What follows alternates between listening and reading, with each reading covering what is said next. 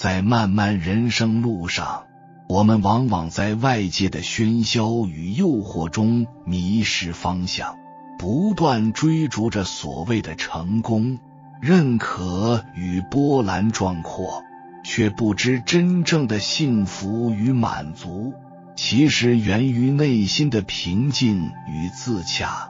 真正的强者并不喧闹，他们的力量源自于内心的宁静，他们不需要借助外界的赞誉来证明自己，因为他们的自信与智慧根植于安静中积蓄的力量。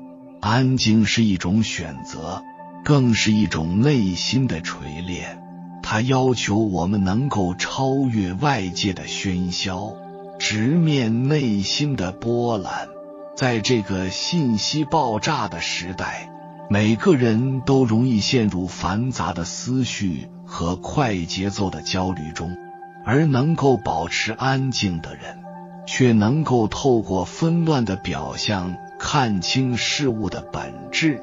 他们懂得抽离浮躁，与自己的内心进行深度的交流，让安静成为一种能够指引他们前行的力量。正是在安静之中，我们找到了内在的平和和坚定。它不仅是一种情绪的管理，更是一种对人生的深刻领悟，让我们在喧嚣中依然能够保持冷静。越安静的人越不简单，你别小看那些安静的人。一个喜欢在别人面前侃侃而谈的人，多数情况下他都喜欢哗众取宠。你和这些侃侃而谈的人相处之后，你会发现他们一个本质事实，他们是没有任何深度的，他们甚至很多时候是固定的，而且他们的自我思想意识极强，甚至不允许你反对他。多数情况下，他们会出现一个共同行为，那就是一旦你和他意见不同的时候，他就容易拒绝沟通。那么安静的人是什么状态呢？一个安静的人，他必定要伴随两个东西，一个是敏感，一个是思考。这两种行为都会造成他的低调，但是往往这种低调行为会引来外界的一种孤立。这种孤立并不是外界有意为之，而是他的行为造成了这种感觉，因为他不会向哗众取宠的人去刷存在感，那么他自然就会被忽视。他内心又是敏感的，在这种不断的与外界自我隔阂中，他慢慢的就会清楚自己想要的是什么，同时他也能更快地找到自身。你会发现，越是安静的人，他往往自我目标越明确，只是这种自我目标的出现，他必须要控制自身。在这个控制自身过程中，他把所有的情绪埋藏在心底，他会自我进行消化。当他自我的情绪消化模式一旦完成的话，你就会发现他们的状态开始改变。那他这个时候更懂得接纳外界和接纳自己了，他会非常享受这种安静的感觉。那么在这一个阶段主要出现的特征就是什么呢？他摆脱了外界的诱惑和外界的眼光，而是懂得了自我内在和自我追求。你会发现他的自我开始逐渐完善。安静的人也会出现固执的行为，这是因为他自我的本身，但是对于外界他并不会哗众取宠，他并不需要从外界获得认可了，因为他自我就能认可。而很多安静的人普遍出现的行为又是什么呢？就是非常在乎自己的精神世界，因为他们没有必要讨好外界了。他们有点类似于自我封闭行为，当然他们并不是自我封闭，因为他们是不断地思考外界的，但是很多人会小瞧他们，认为他们这种安静的状态是惧怕外界，是不善与人交流，是老实，但是往往很多时候他是不轻易地表达自己，因为他觉得跟你自己表达没有必要。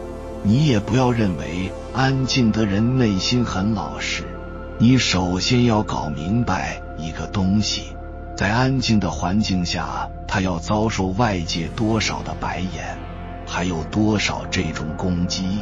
所以说你所认为的那些光明黑暗，安静的人比你经历的更多的就是人性的黑暗，只是说他有效地和解了这种黑暗。所以说我们很多安静的人，他们往往是懂得隐藏自己的，随着年龄的增长也会进入这个阶段。那么普遍安静的人会有个重要的转折点，那就是筛选外界，就是安静的人他会慢慢走到筛选这一步，符合自己的他会留下，不符合自己的他会保持安静。他的安静是一种远离状态，所以说很多时候人的安静行为，它是一种拒绝外界行为，除非他接纳你，如果他不接纳你，你是无法进入他内心的。所有开悟的人，他们的磁场里自带一种静气，心有山海，静而无边，大悟自在心境中。开悟的根本所在也是静的力量。道德经第16章中讲，归根曰静，静曰复命。世间万物的本源便是静，只有静才能回归生命的本质。人心因静而从容不迫生活，因静而平安顺遂岁月，因静而美好祥和。静是一种力量，更是一种福气。身静则生阳，心静则生慧，气静则生神，神静则生精。这句源自道家修身的经典语录，揭示了静心养神对身心健康的深远意义。接下来结合现实案例，阐述如何通过静心实现身心的和谐与升华。身静则生阳，强调身体的宁静是健康的基础。当身体处于放松状态时，阳气自然流通，疲惫感逐渐消散，活力重新回归。现代人常常因忙碌的生活节奏而忽视身体的休息，导致阳气不足，身体机能下降。黄帝内经中提到，田痰虚无，真气从之，说明身体的宁静能够促进真气的运行，从而增强免疫力。例如许多职场精英通过瑜伽、太极等运动，让身体在宁静中恢复活力。这正是身静则生阳的现代实践。心静则生慧，揭示了内心平静与智慧的关系。当思绪不再被外界的纷扰所牵动，心湖平静如镜，便能以清晰的视角洞察事物的本质。现代心理学研究表明，冥想和静坐能够显著提升专注力与创造力，这正是心静则生慧的科学印证。道德经有言，致虚极，守静笃，强调通过内心的虚静达到智慧的境界。例如，乔布斯常年坚持冥想，他认为正是这种内心的宁静帮助他做出了许多改变世界的决策。气静则生神，当气息平稳时，精神也会随之焕发。现代人常常因压力过大而呼吸急促，导致大脑缺氧，精神疲惫。通过调息练习，如深呼吸或冥想，可以恢复精神的饱满状态。静心诀中提到，心神合一，气仪相随，说明气息的平稳与精神的焕发密不可分。例如，许多运动员在比赛前通过深呼吸调节情绪，正是对这一理念的实践。神静则生精，强调精神的宁静能够滋养生命力。当心灵远离喧嚣与杂念，处于静谧状态时，创造力与生命力会得到深层的滋养。现代研究表明，长期处于压力状态会消耗身体的精气，而通过静心养神可以恢复生命的活力。养神诀中提到，神为心所主，养神必先养心，说明精神的宁静是生命力的源泉。例如，许多艺术家在创作前通过静坐冥想激发灵感，这正是神静则生精的体现。身静则生阳，心静则生慧，气静则生神，神静则生精。这句名言不仅是道家修身的精髓，更是现代人追求身心健康的指南。在纷繁复杂的世界中，静心养神不仅是一种养生方法，更是一种生活智慧。愿我们都能在宁静中找到身心的平衡，实现生命的升华。正如清心诀所言，心若冰清，天塌不惊。在宁静中，我们终将遇见更好的自己。静是一种观其内在规律的方法，守静便是守道，以静方能制动。心若清静，生活皆安；心若浮躁，事事皆乱。从前有一位富商，有一块祖传的怀表，戴在身上，常常拿出来与人炫耀。一日，富商去仓库验货，不知何时弄丢了怀表。富商焦急万分，命所有伙计帮忙寻找，并悬赏，若谁能找到怀表，赏银100两。伙计听闻，纷纷停下手里的工作，卖力地寻表。可是眼看太阳就要落山了，伙计们累得气喘吁吁，饥肠辘辘，还是毫无收获。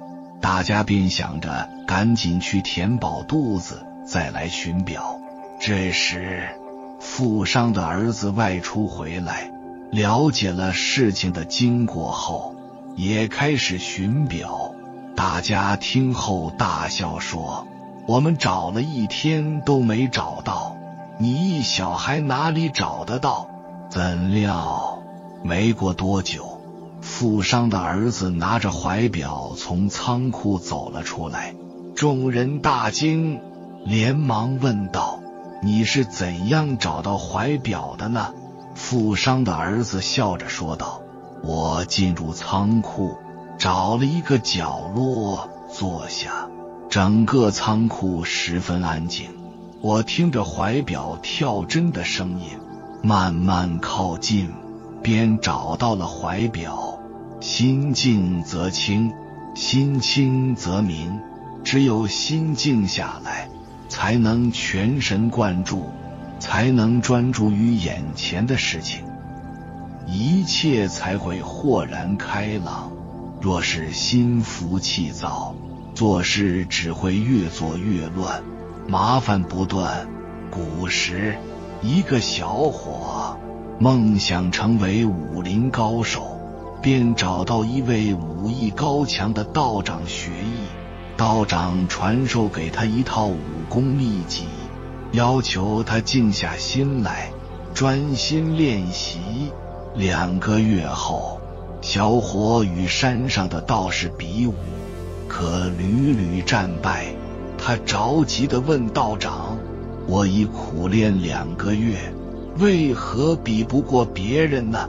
道长说道：你刚入门不久，便想成为顶级高手，岂有这般道理？还是静下心来，踏实练习吧。又过了几个月后，小伙自认为学有所成，便又与人比武，最后不仅惨败，还身受重伤。他生气地质问道长：我已跟随你学习半年有余，为何被人伤成这样？定是你没有将最厉害的武功传授于我。道长说道：与你比武那人从小习武，如今已几十余年，而你只学了半年，拿什么与之相比？早与你说，切勿浮躁心急，踏实练习，你却不肯，落得如此下场，又能怪谁呢？心浮气躁难成事，难就难在无法保持内心平静，更无法踏实做事。古人常说，静而后能安，安而后能虑。任何事情唯有静心，方可认真思考，才能柳暗花明。若是内心被浮躁影响，便会迷失方向，更容易出错。心浮气躁，只能失败；心静，便易成功。古往今来，凡成大事，都能保持一种静气，因为静比心浮气躁更有力量。这是一个物质如此丰富的时代，也是一个精神极度贫瘠的时代。弘一法师曾回忆说，我那时已人到中年，而且渐渐厌倦了浮华声色，内心渴望一份安宁和平静，生活方式也渐渐变得内敛起来。静心不该是成年人偶尔为之的选修课，而是每个成年人都要用心学习的人生必修课。清静经有言，人能常清静，天地悉皆归。一个人如果内心清静，那么天地的力量都会聚焦到你的生命来。在生命里，真正让我们疲惫焦躁的是内心，是头脑对事物的不明的评判与解读。你内心越复杂，这个世界越复杂。有的人能因为在路上被别人不小心别车而破口大骂，甚至大打出手；有的人能因为另一半说的几句话冷战1-2周；有的人能因为陌生人的几句评价而自我怀疑，不敢向前一步；有的人总是控制不住自己，每天不停地刷着微博、短视频、小红书，沉迷在网络世界里，被各种有用无用的信息裹挟，现实里却过不好自己的生活。心乱则百病生，心静则万病息。越是面对复杂的环境，越是保持心态的平和，处变不惊，得失随缘。人生是一场修心之旅，心静则身安，万物静观皆自得。普通人如何修习自己的清净心，从而有能量去过好这一生呢？常用的4个方法分享给你。1. 静坐。我觉得静坐是最好的与自己身心连接、打开身体的方式，可以减轻压力，提升专注力，增强内心的力量。但对于大部分新手来说，想一下子就安静地坐个半小时是件不容易的事情。我自己在练习静坐的时候，刚开始也很困难，总是有很多念头，坐立不安。每个人的身体感受不同，得到的静坐反馈也不同。觉知能力强的人，做个几次就能找回自己的力量，启发自己。有的人可能不会那么快得到反馈，要经历很长一段焦灼静不下来的过程，这就需要耐心。可以从每天静坐2分钟开始。每天起床不要立马看手机，要做的第一件事情就是静坐，做2分钟就好。你可以就着床上静坐，也可以找个安静的地方坐下来。静坐的时候，就观察自己的一呼一吸，感受自己身体的紧绷或者松弛。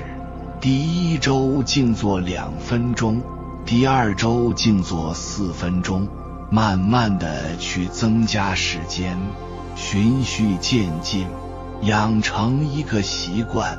静坐就像是给身体和心灵的一次净化，在静坐中找到内心的安宁。抄经。经典之所以能够永流传，因为它有强大的能量。每一次自己焦躁不安的时候，我会选择去抄一遍心经，一笔一画，全然的专注当下。抄的是经，修的是心。内心不清净，没有定力之前，会一边抄经一边想着各种事情，有时候抄到一半就受不了，有的时候抄完了愣是没记住一个字。这都没关系，慢慢来，只要你愿意行动和改变，每次进步一点点，每次专注1分钟，那也是一种收获。切莫急于求成，不在于抄经的形式，记不记得，理不理解都不重要，重要的是去看见自己，倾听自己，纠正自己，带着一份觉知，坚持一笔一画写完，不放弃，就是修心。3. 动态行禅。练习瑜伽。练习过瑜伽的伙伴都知道，瑜伽的灵魂事关呼吸，在一呼一吸之间，舒展自己的身体，观察自己的身体是否紧绷、疼痛，然后再配合呼吸去舒缓。练习瑜伽可以感受到平静的力量。行禅也是动态冥想，行走的时候放下一切电子产品，放松身体，双手自然垂落，轻握拳头，一边走边观察自己的呼吸与念头。念头来了不跟随，知道就好。每天走上半个小时，行走冥想有助于克服静坐中不可避免的昏睡和倦怠的情况，还能增强身体的耐力和体力。4. 焚香品茶。焚香和品茗是古代文人的4大雅事，每周专门给自己安排一个独处的下午，专心喝茶，放空自己，一缕沉浮馨香，舒缓俗世烦恼。沉香是很有灵气的，可以入心入经络。当你静下心来观察，会发现你心静的时候，那缕烟雾是笔直往上飘的；心乱时，烟雾也是四处缭绕，可在香气烟雾中观自在。品茶的时候，放空自己，放下自己身份、荣誉、贪欲，一杯茶分3口喝，感受茶的温度、香气、回甘，喝出喜悦、轻松，全然在当下。静心是我们一辈子都要修习的功课，别想着21天或者修个1年半载静下来就好了。你不知道未来会遇到什么，你的心力要不断的提升和巩固，才能应对不确定性。把修行静心培养成自己喜欢做的事情，就不会觉得那么困难了。内心宁静，心无旁骛，生命的能量自然会油然而生。有缘人，感谢你看到最后。如果今天的影片对你有所帮助，请按个赞给我响应，回复一句身静。心静，气静，神静，心有多静，福有多深。唯愿你心静如水，从容自在。还没有订阅频道的，请点击右侧的订阅按钮，与我们建立更深的连接。随缘加入会员，与同频之人共修福报，随喜转发，传播善知识，功德无量。